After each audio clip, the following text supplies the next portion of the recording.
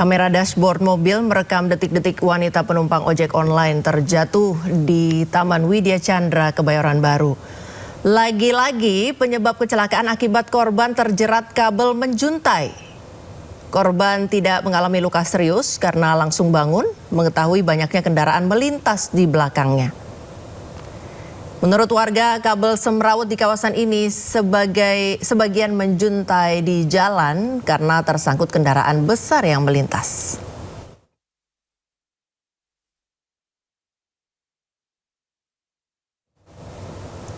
Pemirsa, seorang bocah perempuan berusia 9 tahun di Kabupaten Bekasi, Jawa Barat terkena peluru nyasar saat sedang bermain di halaman rumahnya.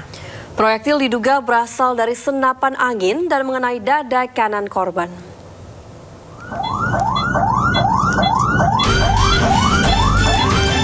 Terbaring lemah di ruang perawatan Rumah Sakit Fatmawati, Jakarta Selatan, bocah 9 tahun ini masih menjalani penanganan medis setelah terkena peluru nyasar di bagian dada kanannya.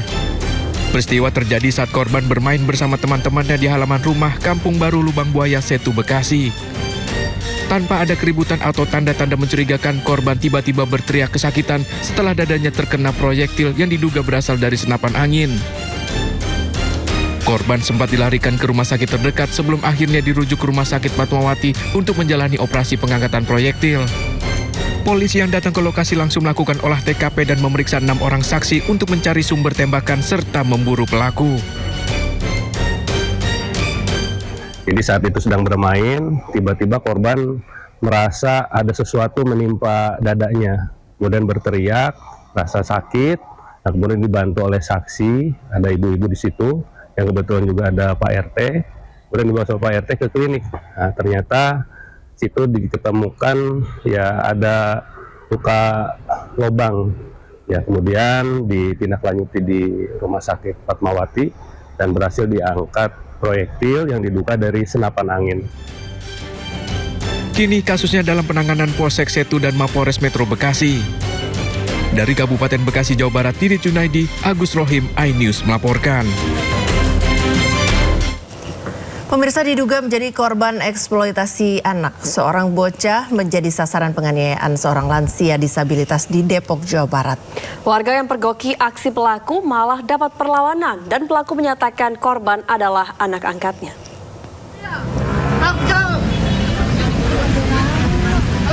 Seorang bapak penyandang disabilitas terekam warga tengah menganiaya bocah di bawah jembatan penyeberangan orang kawasan Margonda, Depok. Ironisnya saat ditegur warga, ia malah melawan dan mengatakan sebagai ayah pungutnya. Akibat kejadian ini, korban hanya bisa menangis dan mengalami luka di bagian telinga sebelah kanan.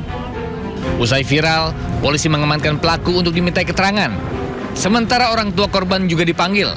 Hasilnya, pelaku adalah tetangga korban dan sebelum dipanggil ke polisi, kedua pihak memilih berdamai. Maksudnya pelaku ini tidak memiliki hubungan dengan korban, tapi yang datang kemari korban didampingi oleh ibu korban, kan begitu, dan melakukan perdamaian. Ya, seperti yang sampaikan ada surat perdamaian segala macam. Saat ini polisi pun masih mengembangkan kasus untuk mengetahui apakah kejadian terkait dengan dugaan eksploitasi anak. Dari Depok, Jawa Barat, Yung Rizky, iNews melaporkan. Pemirsa, viral video seorang pelajar SMP dianiaya hingga diinjak wajahnya karena dituduh mencuri uang Rp10.000.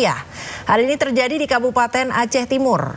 Keluarga korban tidak terima dan melapor dugaan penganiayaan tersebut ke Polres Aceh Timur.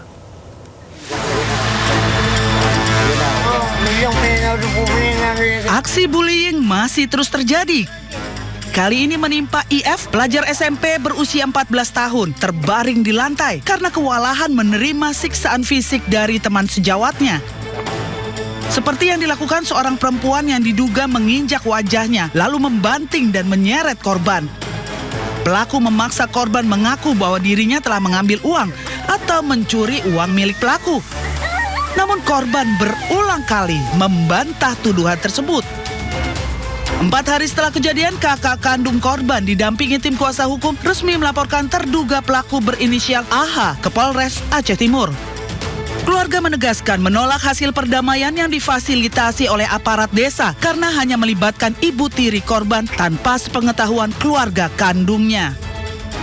Kami mendatangi Polres Aceh Timur perihal pembuatan laporan yang terjadi beberapa hari lalu terkait masalah kasus viral penganiayaan terhadap anak di bawah umur yang berusia 14 tahun atas nama IF, inisialnya IF, yang mana laporan hari ini telah diterima di Polres Aceh Timur.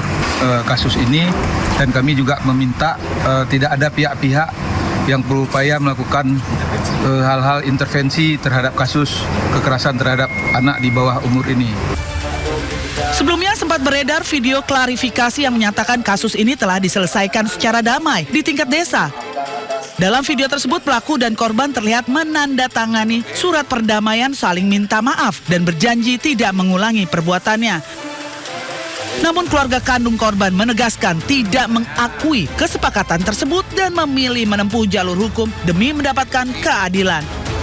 Dari Kabupaten Aceh Timur, Aceh, Yusradi, iNews melaporkan. Informasi selanjutnya pemirsa, seorang dokter program pendidikan dokter spesialis di Manado meninggal di dalam kamar tidurnya.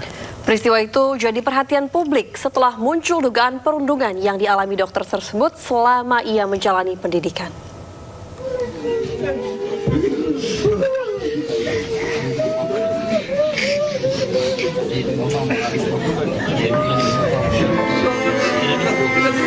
Tangis keluarga Dr. Adrian Rantung tak terbendung ketika melihat jenazah dokter PPDS itu disemayamkan di rumah duka.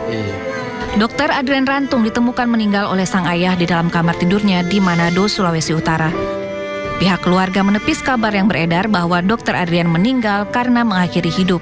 Pria yang sedang menjalani pendidikan dokter spesialis itu menurut keluarga meninggal karena kelelahan.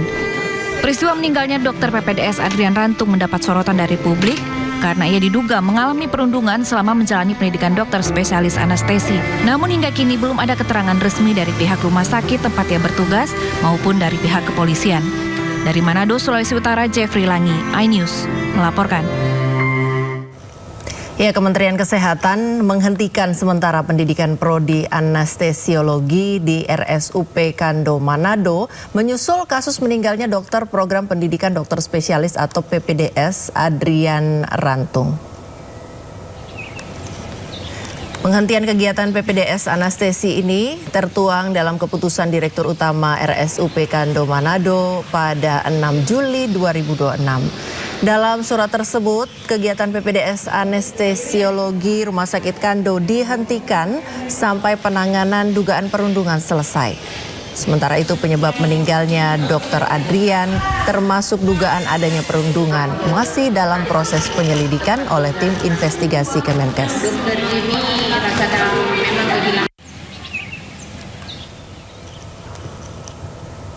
Pemirsa, supercar McLaren 720S mengalami kecelakaan horor hingga terbelah dua di Sukoharjo, Jawa Tengah. Mobil itu menabrak tiang listrik hingga rusak tak berbentuk.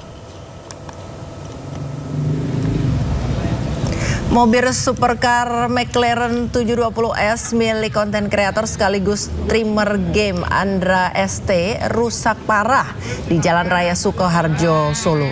Kecelakaan terjadi saat Andra bersama temannya sesama konten kreator berkendara.